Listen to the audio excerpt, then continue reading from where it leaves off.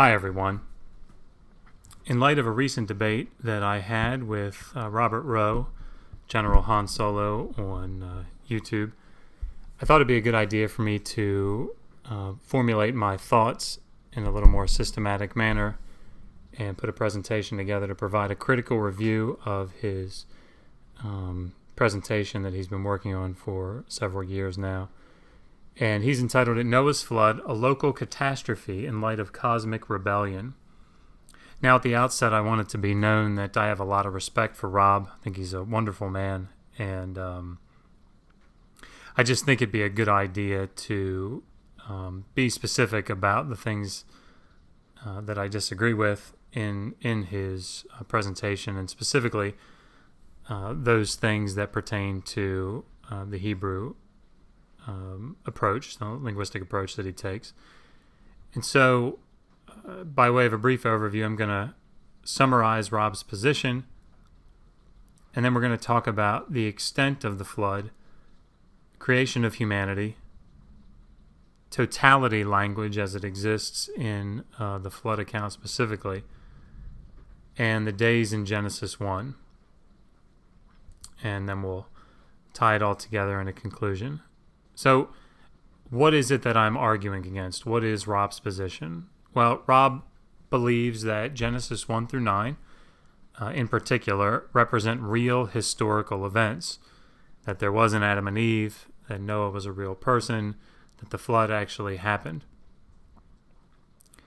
He believes that Genesis 1 presents the development of natural history, including the creation of a pre-Adamic race.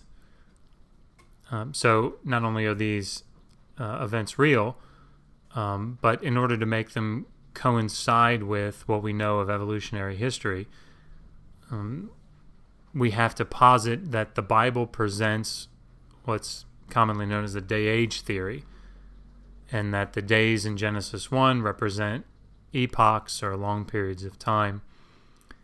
And furthermore, Rob argues that the creation in Genesis 1 is a separate event from the creation in Genesis chapter 2, and Adam and Eve were not actually created until Genesis chapter 2. Finally, in light of all of this, and in accordance with his view of how natural history is presented in the early chapters of Genesis, Genesis 6 through 9 describes a localized flood, and that's really one of the things that is emphasized. It's a localized flood that occurred around 11,000 BCE, specifically in the area of what we would call the ancient Near East. So, what are the problems with his position? Now, I have no scientific, biological, geological background. I have a fair amount of training in ancient linguistics, including Hebrew and Greek and Aramaic and Sumerian and Akkadian. So my arguments are going to come from the Hebrew language. Specifically, I'm looking at the sort of the main points that he makes in his overall presentation that hinge on his interpretation of the Hebrew text, the Old Testament text. And my contention is that he misunderstands or misinterprets what the Hebrew is actually saying. So that's what I'm going to focus on. I think that it's significant because his arguments essentially hinge on his interpretation of the Hebrew text, and so that's why I want to focus on it. So, the syllogism, I guess we would say, that Rob appears to follow is, if there is no physical evidence for a worldwide flood, and the Bible is presenting a literal historical count of creation, of the flood, then the flood must have been localized. In order to reconcile these two things, in order to make them concord, the flood then has to be localized. In other words, what the text states when it uses language like all the earth or every living being, this was only from their perspective. And because of that, the flood actually wasn't meant, the text didn't indicate that it covered the entirety of the earth. So,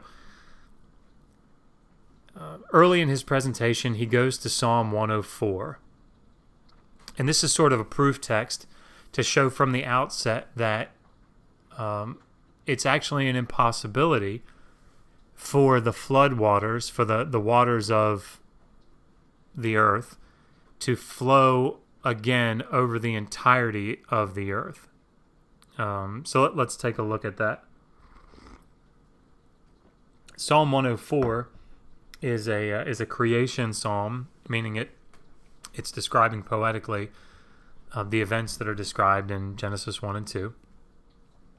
And Psalm 104:9 says, "You," that is God, "set a boundary that they, the waters, cannot cross.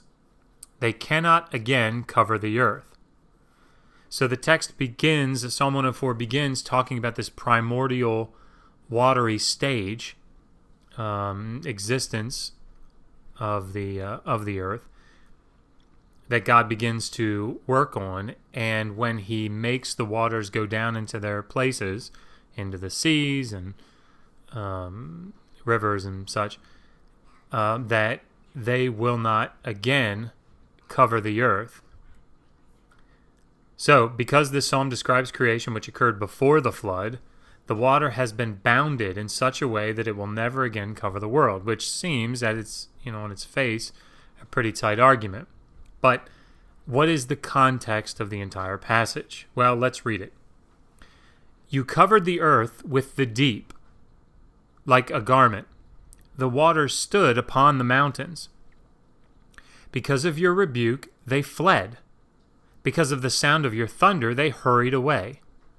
They went over the mountains. They descended into the valleys.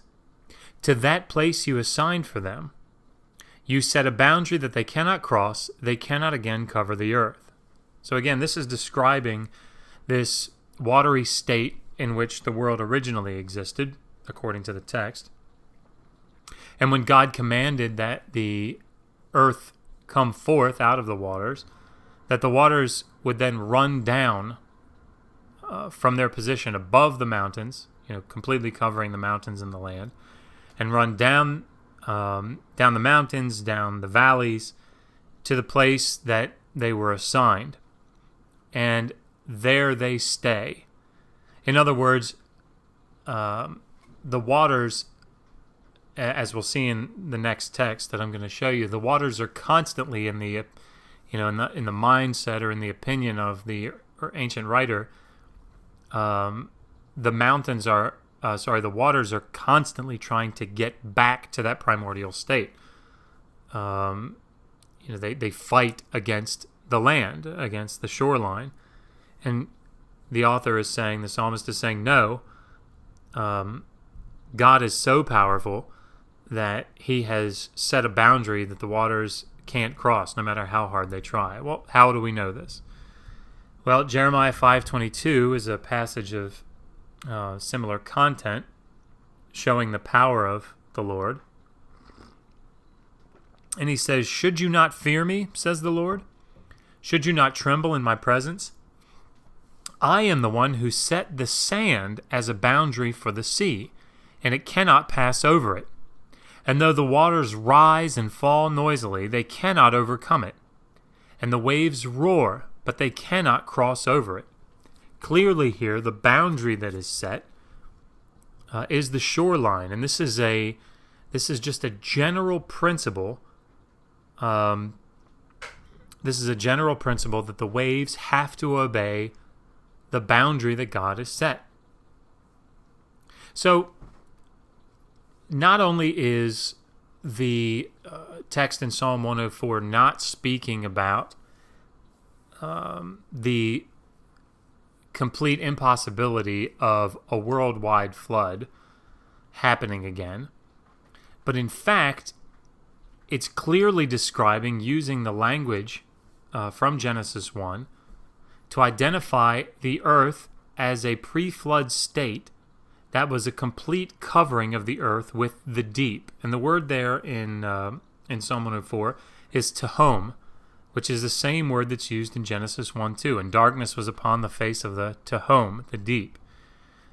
So the connection here of Psalm 104, outside of its general context, is clear that the psalmist is making a connection to the pre-flood world, the creation world, as being this complete covering of the entirety of the world above the mountains. In Genesis 7, keeping with the literary nature of the book of Genesis, particularly in its early chapters, in Genesis 7, the flood returned the earth to this pre-flood state. So if you think about what the text is doing, in Genesis 1, you have this pre-flood primordial state where you have the waters covering the mountains. And when God gives the command, the waters run down the mountains and go to the places where God has ordained them to stay. And even though they fight against the shoreline, God has commanded that they can't come across it. They have to stay there. But in Genesis 7, in the flood account, which is this catastrophic event that is a complete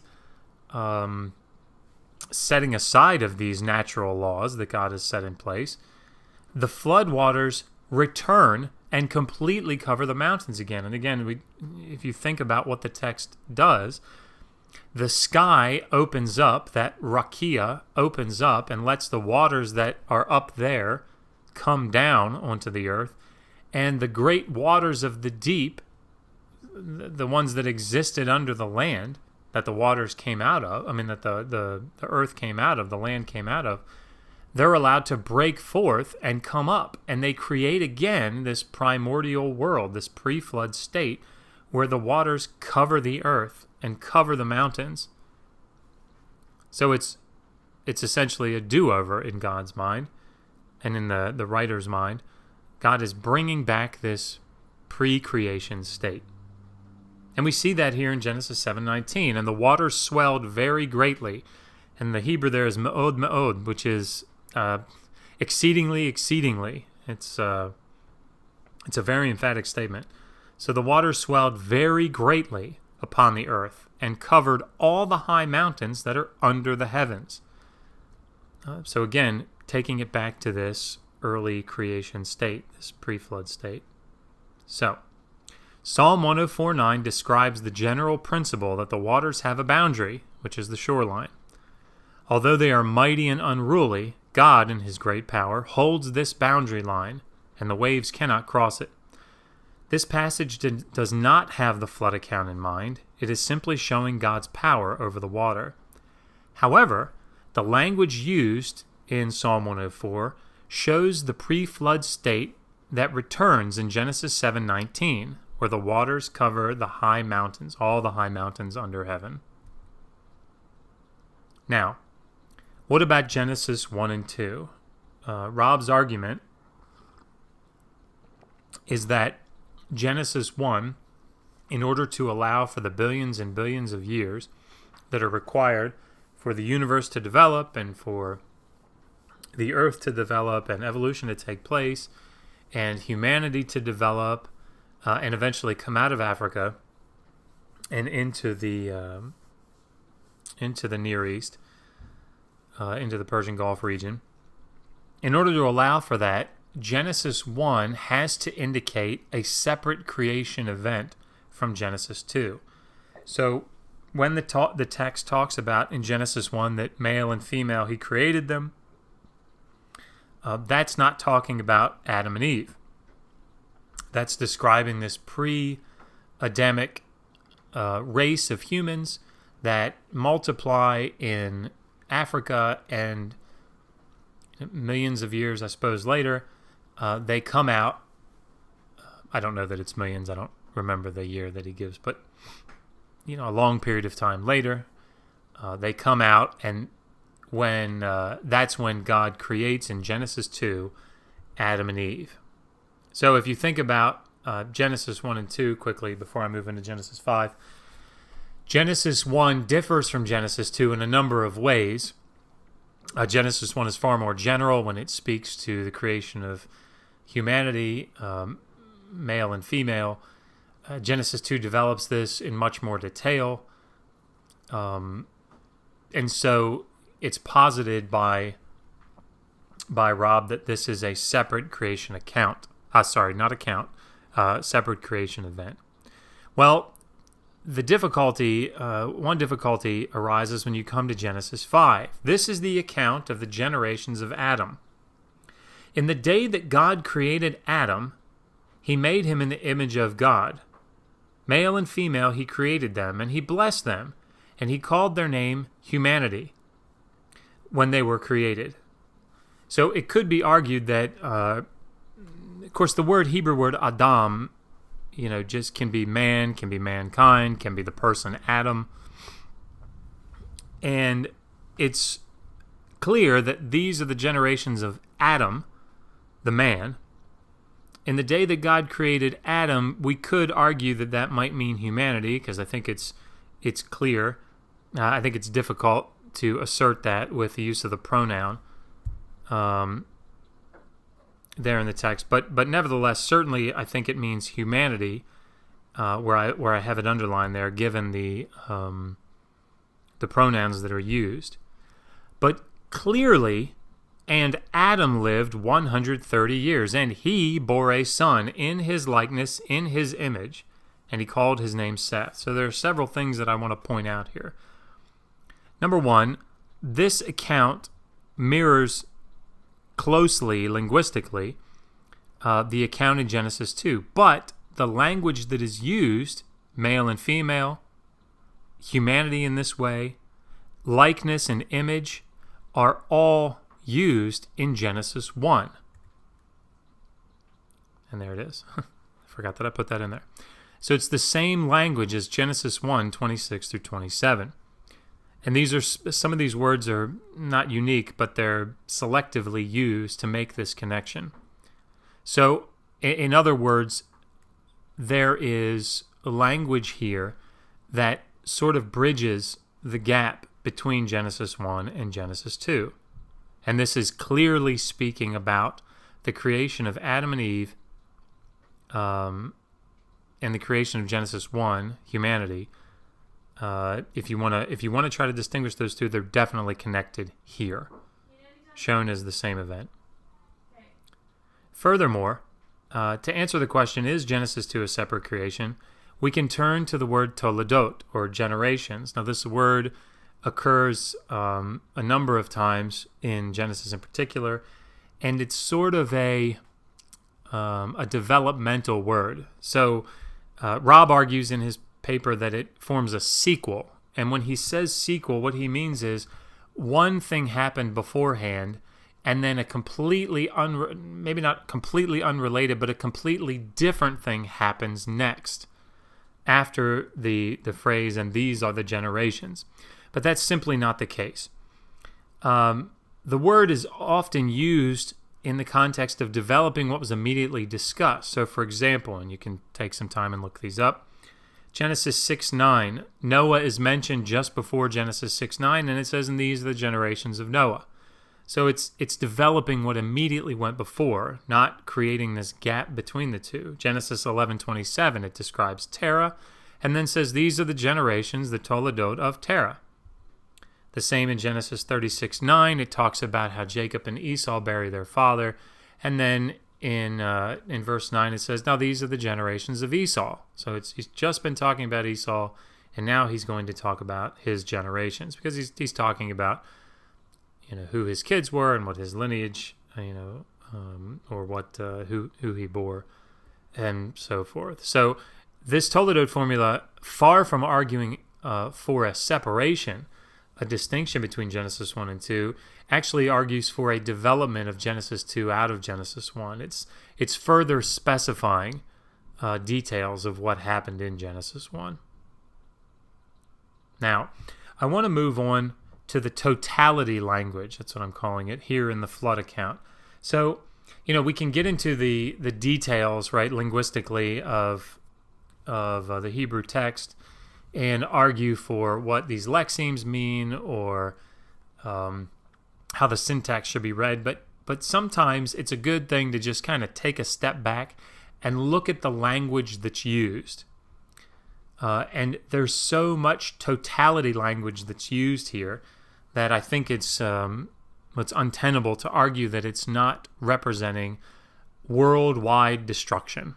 So, and the waters swelled very greatly, ma'od ma'od, as we saw earlier, upon the earth, and covered all the high mountains which are under the heavens. The waters swelled 15 cubits upward, and the mountains were covered. And all flesh died that moved on the earth. So that's sort of a summary statement. All flesh died that moved on the earth. The birds and the beasts and the animals and every creeping thing that creeps upon the earth, and all humanity. Furthermore, all in whose nostrils was the breath of life, all that was on dry land died. Everything. Then he goes on, and he wiped out. The word there in Hebrew is like wiping something across the surface of something. And he wiped out all living things that were upon the face of the ground, from man to beast, from creeping thing to bird of the heavens, and he wiped them out from the earth. Then, if that's not enough, only Noah and those that were with him on the ark remained alive. I mean, it's difficult, Hebrew or English, it's difficult to read anything here but the writer saying that all life on earth in their world was wiped out. Genesis 8:9 gets to a more specific linguistic argument, talking about the extent of the floodwaters. But the dove did not find a resting place for the sole of its foot, and it returned to him, to the ark, because the waters were on the face of all the earth. And the phrase there in Hebrew is kol haaretz. Now, this phrase is used, it's been argued by Rob and some others, that because it's used in certain contexts to mean a regional location, for example, and the river flowed through all the land. Eretz there, kol haaretz, kol eretz. Eretz means land. It can mean earth. It has a wide range of meanings in the same way that the English word earth does. Right? Earth could mean the soil that's sitting outside. It could mean the entirety of this planet. This is how linguistics, is how languages work. But here, so the argument is that, well, if there are certain passages that show kol haaretz, all the earth, meaning just a localized place, then that must be what it means here. And the problem is that while it can mean that, you have to take the context into account to determine what it means. So, of course, we just looked at the totality language there in Genesis 7. So what you would expect here when it talks about the flood waters going up over the tops of all the mountains and wiping out all life from the land,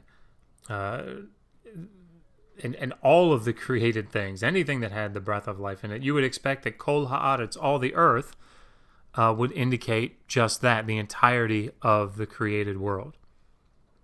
And, of course, we see confirmation of this range, this extent in other passages. For example, Psalm 47:2, God is called the great king over all the earth. Certainly that is not limited to just the Middle East. Psalm 83:18, he's the most high over all the earth.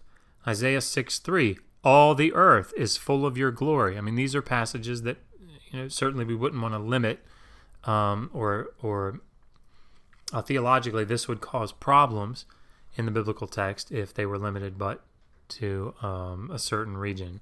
God would only have power over that particular region, and certainly that's not the argument. So, the days in Genesis 1, and this will be the last thing that I talk about. It's been argued that the words one day, Yom Echad, in Genesis 1:5, that phrase does not have the definite article, the word the, in it.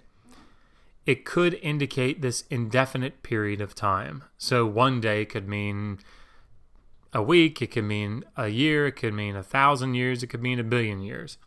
It's an indefinite period of time. And while it's true that yom can have that range of meanings, although in most instances it's being modified by a preposition of some sort, that doesn't mean that the natural reading and the contextual reading here in Genesis 1 should be this indefinite period of time. So let's look at a couple of places where Yom Echad without the definite article, this exact phrase, clearly indicates a single day. Genesis 27:45, why should I lose both of you in one day? Which is Jacob and Esau. It's exactly what the context requires. If Jacob doesn't flee, she's going to lose both of her sons in the same day, in one day. In Numbers 11:19-20a, you will not eat it for just 1 day, 2 days, 5 days, 10 days, 20 days, but for a whole month. In other words, these are very clearly quantified periods of time, and they are days, and they're counted days, and this is Yom Echad. Finally, and this is one of my favorites, Jonah 3:4. Jonah began going. He began going a day's journey into the city, Yom Echad, and he cried, 40 more days, and the city will be overthrown. Clearly, this is 1 day that Jonah is walking in the city. The context allows for nothing else. So, not only can Yom Echad mean 1 day, but the context of Genesis 1 clearly demands that the days be solar days, 24-hour days, whatever you want to call them. In the eyes of the reader, in the eyes of the writer, and of course this is borne out by the phrase repeated over and over again, and there was evening and there was morning, and there was evening and there was morning, there was evening and there was morning. Sort of the capstone, perhaps, argument of this is Exodus 29-11. 6 days you will labor and do all of your work. But the seventh day is the Sabbath of the Lord your God. You will not do any work, you and your son and your daughter, your servant and your maid, your cattle and the stranger that is in your gates. Why?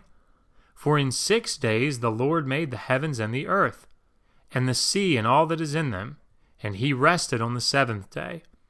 So, clearly here in this text, the 6 days are related of working and then resting on the seventh, are done so specifically because in 6 days the Lord created and then he rested on the seventh. Now, what can we conclude from this? Well, I assert that the concordant position, specifically that Robert Rowe argues, is not supported by the Hebrew evidence. Of course, I'm sure that his scientific geological evolutionary data is perfectly sound. Of course, there's a lot of it in there. But I don't think in any way that you can utilize the Hebrew arguments that he sets forth and have them hold. The days in Genesis 1 not only can be, utilizing the language and the syntax there in the passage, not only can they mean days, but given the evening and morning assertions, I don't see how you can conclude anything else. The all the earth language, the use of Psalm 104, talking about the pre-flood state being this total covering of the world, and how it doesn't mean that never again, no matter what, can the earth, can the waters move past their boundaries. If that were the case, side note, no flood would ever have happened because the shoreline sets the boundary. So even if there's a localized flood, that if Psalm 104:9 is arguing or is stating that the waters can't go past the shoreline after creation, well, then any flood whatsoever breaks that rule. And so that's certainly not what it's talking about. That's just the general law of nature that the waves stop at the shoreline. But Psalm 104 does show that before the flood, in this primordial creation state, The waters completely covered the earth, completely covered the mountains, and that's exactly what happened. That's what the earth returned to in Genesis 7. Finally, Genesis 1 and 2 are speaking of a single event, a single creation event, as we saw from Genesis 5. And I suppose that I would say attempting to reconcile the scientific data with a literal historical reading of the early portions of Genesis requires an understanding of the Hebrew text that's not supported by the data. While it's understandable that Rob would attempt to reconcile the Bible with the scientific evidence, it's unnecessary. It's unnecessary to read the Big Bang and natural evolution into the stories of Genesis. These are mythological texts, and they were simply the way in which the writers were attempting to make sense of the world around them in keeping with their theological points of view. Thank you.